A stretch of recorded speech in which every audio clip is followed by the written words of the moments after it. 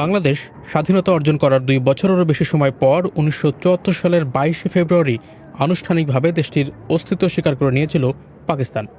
এই ঘটনার মাত্র ৪ মাসের মাথায় শতাধিক ব্যক্তির বিশাল এক বহর নিয়ে বাংলাদেশ সফরে এসেছিলেন পাকিস্তানের তৎকালীন প্রধানমন্ত্রী জুলফিকার আলী ভুট্টো। এটি ছিল স্বাধীন বাংলাদেশে পাকিস্তানের কোনো প্রধানমন্ত্রীর প্রথম রাষ্ট্রীয় সফর।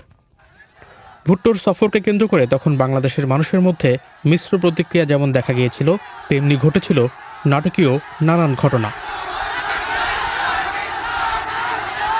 পাকিস্তান ইন্টারন্যাশনাল এয়ারলাইন্সের একটি বিশেষ বিমানে করে জুলফিকার আলী ভুট্টো ঢাকায় পৌঁছান ২৭ জুন সকালে। সে সময় তাকে বেশ ঘটা করে স্বাগত জানানো হয়েছিল, যাকে পরদিন পত্রিকাগুলোই ঢাকায় ভুট্টোর অভূতপূর্ব সংবর্ধনা বলে শিরোনাম করে। পাকিস্তানের প্রধানমন্ত্রীকে স্বাগত জানাতে বাংলাদেশের তৎকালীন প্রধানমন্ত্রী শেখ মুজিবুর রহমান নিজে ঢাকার বিমানবন্দরে উপস্থিত ছিলেন। ভুট্টো যখন বিমান থেকে নামছিলেন তখন ১৯ বার তোপধ্বনির মাধ্যমে তাকে স্বাগত জানানো হয়। শেখ মুজিবুর রহমান নিজে ফুলের মালা পরিয়ে তাকে বরণ করে নেন।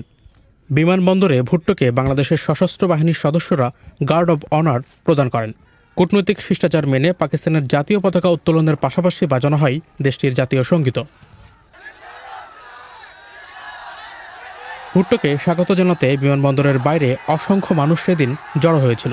যারা সেদিন এসেছিলেন তাদের উল্লেখযোগ্য একটি অংশ বাংলাদেশে আটকে পড়া পাকিস্তানি নাগরিকরা ছিলেন বলে তখনকার পত্রিকায় উল্লেখ করা হয়েছে। তবে কিছু মানুষ তখন ভুট্টোর বিরুদ্ধে বিক্ষোভও করেছিলেন।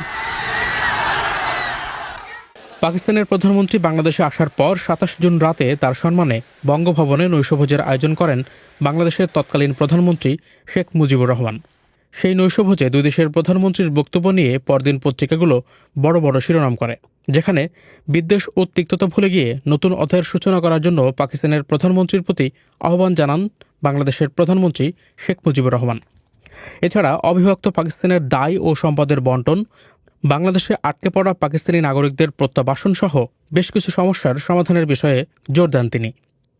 অন্যদিকে মিস্টার ভুট্টো তার ভাষণে ১৯৭১ সালকে ইতিহাসের নিষ্ঠুর ও লজ্জাকর এক অধ্যায় বলে মন্তব্য করেন। পাকিস্তানের সরকার ও জনগণ বেদনাদায়ক ওই অধ্যায়ের পরিসমাপ্তি কামনা করেন বলেও উল্লেখ করেন তিনি। একই সঙ্গে দুদেশের মধ্যে স্বাভাবিক বন্ধুত্বপূর্ণ ও ভ্রাতৃত্বসুলভ সম্পর্ক স্থাপনের কথা বলেন mister Bhutto. The people of Pakistan respect your decision. They and the government of Pakistan recognize and respect ১৯৭১ সালে বাংলাদেশের স্বাধীনতা যুদ্ধে যারা প্রাণ হারিয়েছেন তাদের প্রতি শ্রদ্ধা জানাতে সফরের দ্বিতীয় দিন অর্থাৎ ২৮ জুন সকালে সাভারে অবস্থিত জাতীয় স্মৃতিসৌধে যান পাকিস্তানের তৎকালীন প্রধানমন্ত্রী মিস্টার ভুট্টো। বাংলাদেশের প্রধানমন্ত্রীর তৎকালীন রাজনৈতিক সচিব তোফায়েল আহমেদকে সঙ্গে নিয়ে মিস্টার ভুট্টো সেদিন স্মৃতিসৌধে ফুল দিয়ে শ্রদ্ধা জানান। স্মৃতিসৌধের আশপাশের এলাকায় তখন ভুট্টোর বিরুদ্ধে বিক্ষোভ চলছিল। স্মৃতিসৌধে শ্রদ্ধা নিবেদনের সময় মিস্টার ভুট্টো নিজের মাথার টুপি না খোলায় বেশ সমালোচনাও তখন হয়েছিল। এছাড়া স্মৃতিসৌধে রাখা খাতায় কোনো মন্তব্য না লিখে দ্রুত তিনি স্মৃতিসৌধ ত্যাগ করেন বলেও তখনকার পত্রিকায় খবর বের হয়েছিল। সফরের দ্বিতীয় দিন পাকিস্তানের প্রধানমন্ত্রীকে নাগরিক সংবর্ধনা দেওয়া হয়। বঙ্গভবনে আয়োজিত ওই সংবর্ধনা অনুষ্ঠানে ভাষণ দেন mister Bhutto. But it is never too late to repent, to say tawbah from the depths of our hearts. ওই ভাষণে ৭১-এর গণহত্যা ও নির্যাতনের ঘটনার জন্য মিস্টার ভুট্টো একতরফাভাবে পাকিস্তানের তৎকালীন সামরিক শাসকদের দায়ী করেন। গণহত্যার ঘটনায় নিজের কোনো হাত ছিল না বলেও দাবি করেন তিনি। একই সঙ্গে বলেন কখনোই তিনি সামরিক সরকারের পক্ষ নেননি। মিস্টার ভুট্টো যখন ভাষণ দিচ্ছিলেন তখন সেখানে বাংলাদেশের তৎকালীন প্রধানমন্ত্রী শেখ মুজিবুর রহমান যেমন ছিলেন তেমনি ছিলেন তার মন্ত্রিসভার সদস্য এবং ঢাকায় নিযুক্ত বিদেশি কূটনৈতিক মিশনগুলোর কর্মকর্তারাও। বাংলাদেশে আসার পর দুদফায় বিক্ষোভের মুখে পড়েন পাকিস্তানের তৎকালীন প্রধানমন্ত্রী জুলফিকার আলী ভুট্টো। এর মধ্যে ঢাকায় এসেই বিক্ষোভের মুখে পড়েন মিস্টার ভুট্টো। মুক্তিযুদ্ধ চলাকালে যারা পাকিস্তানের সেনাদের হাতে নির্যাতনের শিকার হয়েছেন এবং যারা স্বজন হারিয়েছেন তারাই মূলত ওই বিক্ষোভে অংশ নেন। এই ঘটনার পরের দিন মিস্টার ভুট্টো দ্বিতীয় দফায় বিক্ষোভের মুখে পড়েন সাভারের স্মৃতিসৌধে শ্রদ্ধা জানাতে গিয়ে। নিরাপত্তা বেষ্টনী ভেঙে বিক্ষোভকারীরা মিস্টার ভুট্টোর দিকে এগিয়ে যেতে চাইলে তখন নিরাপত্তা বাহিনীর সদস্যরা লাঠি চার্জ করে তাদেরকে ছত্রভঙ্গ করে দেন।